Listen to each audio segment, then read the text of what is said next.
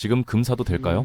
아마 이 영상 클릭하신 분들 대부분이 이게 제일 궁금하실 겁니다. 결론부터 말씀드리면 3,500달러까지 더 떨어질 수 있어요. 역대급으로 치솟던 금값이 하루아침에 폭락했는데 이게 끝이 아니라 시작일 수도 있다는 겁니다. 금 선물 시장에서 숏 포지션 잡은 세력들이 현물을 구하지 못해서 사생결단으로 가격을 밀어붙이고 있거든요. 유럽에서는 금괴 수출을 막아버렸고 러시아도 전쟁 때문에 금을 못 팔고 있는 상황이에요. 그런데 반대로 생각하면 지금이 기회일 수도 있습니다. 중국이 비공식적으로 10,000톤을 보유하고 있다는 얘기가 돌고 홍콩은 3년 안에 금 저장 용량을 2,000톤 이상 확대하겠다고 발표했거든요. 싱가포르는 이미 공항 옆에 금 보관 창고를 지어놨어요. 왜 공항 옆이냐고요? 급할 때 빨리 들고 튀려고요. 전 세계가 금을 꽁꽁 숨기고 있는데 과연 지금 들어가는 게 맞는 건지 아닌 건지 오늘 제대로 파헤쳐 보겠습니다.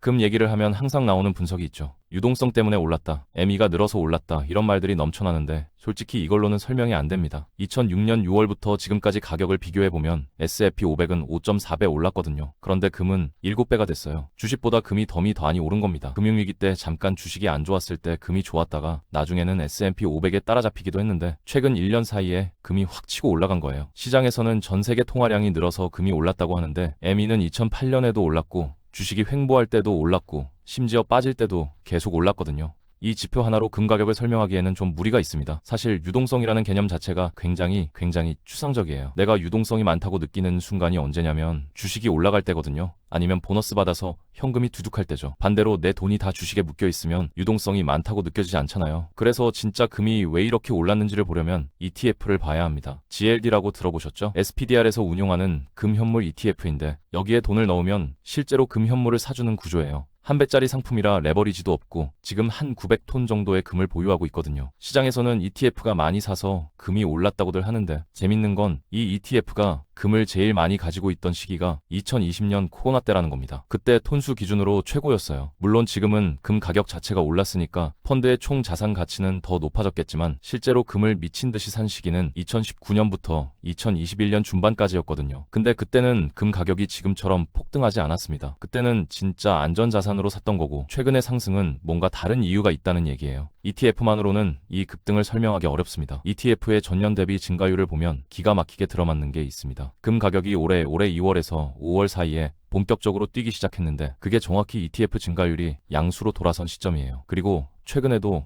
증가율 기울기가 제가 본 것 중에 최고 수준입니다. 그러니까 금 가격은 누가 금을 얼마나 사느냐가 아니라 누 얼마나 급하게 사느냐에 달려있는 거예요. 천천히 쌓아가는 것보다 갑자기 몰리는 수요가 가격을 밀어올린다는 거죠. 이걸 사는 주체가 누구냐고요? 전 세계 다 삽니다. 개인도 사고 연기금도 엄청 사요. 특히 노르웨이 국부펀드 같은 데는 포트폴리오에 안전자산을 일정 비율 넣어야 하니까 금을 살 수밖에 없거든요. 주식도 잘 올라가고 코인도 잘 올라갔는데 왜 하필 금으로 돈이 몰리냐? 사실 명확하게 설명이 안 되는 부분도 있어요. 그냥 남들이 사니까 나도 산다. 이런 심리도 분명히 있을 겁니다. 근데 대놓고 금을 쓸어담는 나라가 있습니다. 중국이에요. 중국은 2001년부터 금을 사기 시작했는데 본격적으로 대량 매입에 나선 건 2010년부터예요. 위안화 국제화를 추진하면서 금 보유량을 확 늘린 거죠. 현재 공식적으로 알려진 보유량은 2,300톤인데 비공식적으로는 10,000톤을 갖고 있다는 추측도 있습니다. 참고로 우리나라는 딱 100톤 가지고 있거든요. 중국이 얼마나 금의 진심인지 알 수 있는 대목이죠. 싱가포르는 한 발 더 나갔어요. 공항 바로 옆에 고액 자산가들을 위한 금 보관 창고를 이미 만들어놨습니다. 왜 공항 옆이냐고요? 보세구역이라 세금 문제도 없고 급할 때 빨리 갖고 튈 수 있으니까요. 원래 르프리포트라는 시설이 있었는데 거기에 500톤을 추가로 보관할 수 있는 공간을 또 만들었어요. 그리고 홍콩 행정장관이 2주 전에 발표한 내용이 충격적입니다. 3년 안에 홍콩의 금 저장 용량을 2,000톤 이상으로 확대하겠다고 했거든요. 지금 홍콩이 보유한 용량이 200톤인데 이걸 2,000톤 이상으로 늘린다는 건 중국 본토에서 실물 금이 대거 유입될 수 있다는 신호예요. 중국이 지금 공식적으로 가지고 있는 게 이 300톤이니까 홍콩에만 그 정도 규모의 금이 들어갈 수도 있다는 거죠. 그러면 전 세계 금 현물 시장에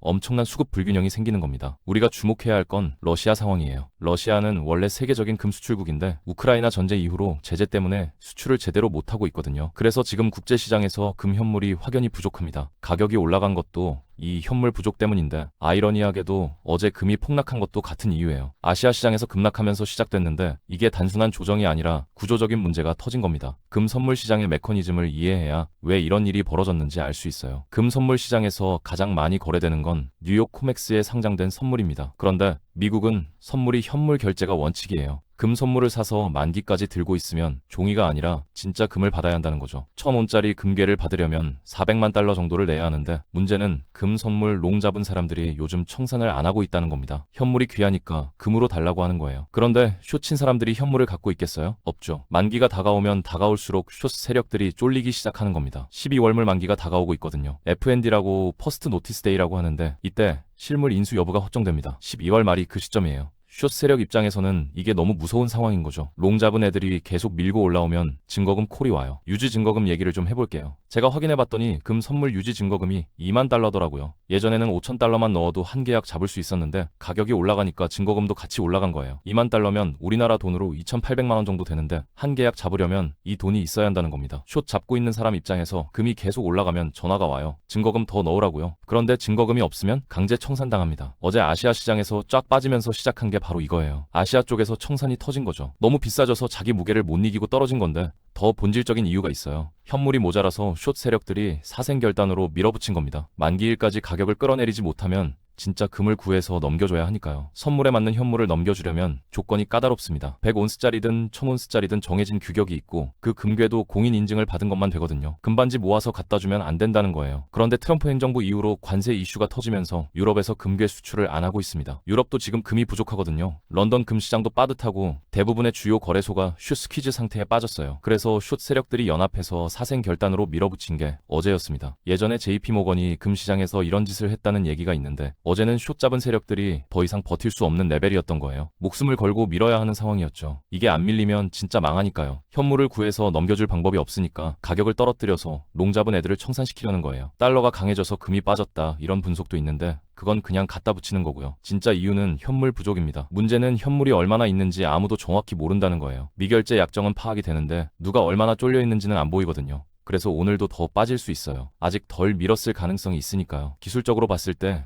주봉 차트에서 일목균형표를 보면 윗꼬리가 엄청 달렸고 MACD가 200까지 올라간 건 제가 본 것 중에 처음이에요. 엄청난 과매수 상태였다는 거죠. 그래서 3,700달러까지 빠질 수 있다고 보고 심하면 3,500달러나 3,000달러까지도 가능하다고 생각합니다. 자, 그러면 다시 처음 질문으로 돌아가 볼게요. 지금 금 사도 될까요? 여기서부터가 중요합니다. 장기적으로 보면 떨어졌을 때 사는 것도 나쁘지 않아요. 어차피 현물은 계속 부족하고 사고 싶은 사람은 많으니까 바닥까지 빠지지는 않을 수 있거든요. 다만 매매를 많이 해보신 분들은 아시겠지만 진짜 무섭게 떨어질 때가 있어요. 정말 죽일 듯이 밀어붙이는 순간이 있거든요. 지금이 딱 그런 타이밍일 수 있습니다. 한국 거래소에서 금 사신 분들 특히 주의하세요. 프리미엄이 많이 붙어 있거든요. 김치 프리미엄이 껴있다는 건 국제 가격보다 비싸게 샀다는 얘기니까 빠질 때 더 많이 빠질 수 있어요. 성급하게 들어가시면 안 됩니다. 근본적인 질문으로 하나 더 가볼게요. 왜 전 세계가 다 금을 이렇게 꽁꽁 묶어놓고 안 풀고 있을까요? 안전자산인 건 다들 아는데 최근 몇 년 사이에 갑자기 이렇게까지 금에 집착하는 이유가 뭘까요? 금에 대한 인간의 믿음은 사실 미스터리에 가깝습니다. 암호화폐가 실체가 없다고 하지만 사실 대부분의 사람들은 금덩어리를 실제로 본 적도 없거든요. 선물 시장에서 200억 원어치 금을 갖고 있어도 그게 내 손에 올 수는 없어요. 그런데도 사람들은 금에 안심하는 마음을 갖고 있죠. 이걸 완벽하게 설명하기는 어렵지만 이론적으로 보면 금은 특정 국가에 속해 있는 화폐가 아니라는 게 핵심이에요. 달러는 미국 거고 엔화는 일본 거고 위안화는 중국 거잖아요. 근데 금은 어느 나라 것도 아니에요. 그래서 나라 간의 분쟁이 심해지면 금이 주목받는 거죠. 달러나 다른 안전자산에 투자했다가 손해를 보고 나니까 범국가적인 안전자산으로 금이 떠오른 겁니다. 중앙은행들도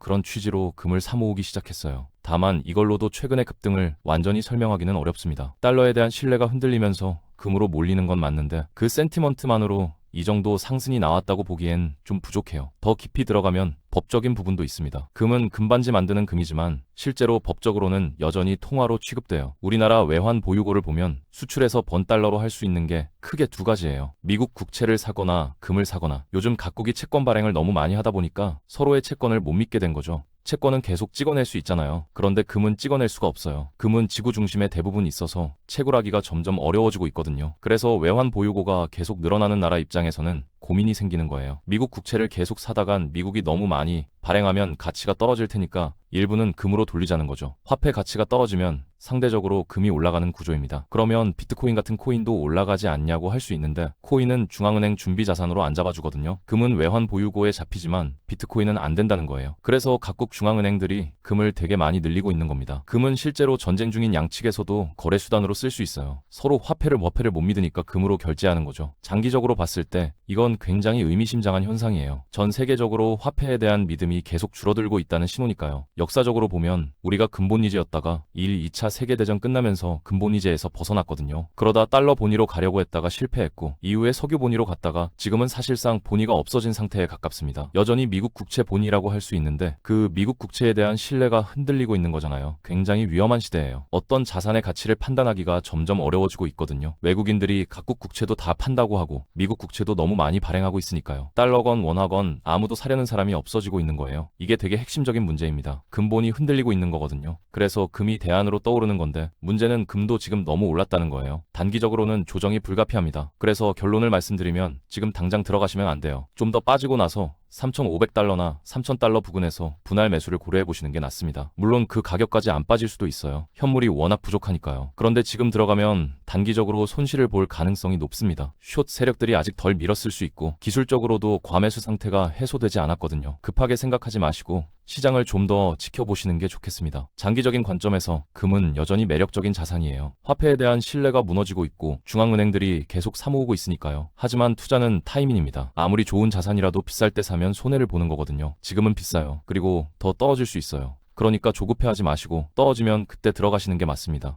금 투자하실 분들 꼭 기억하세요. 지금은 기다리셔야 할 때입니다.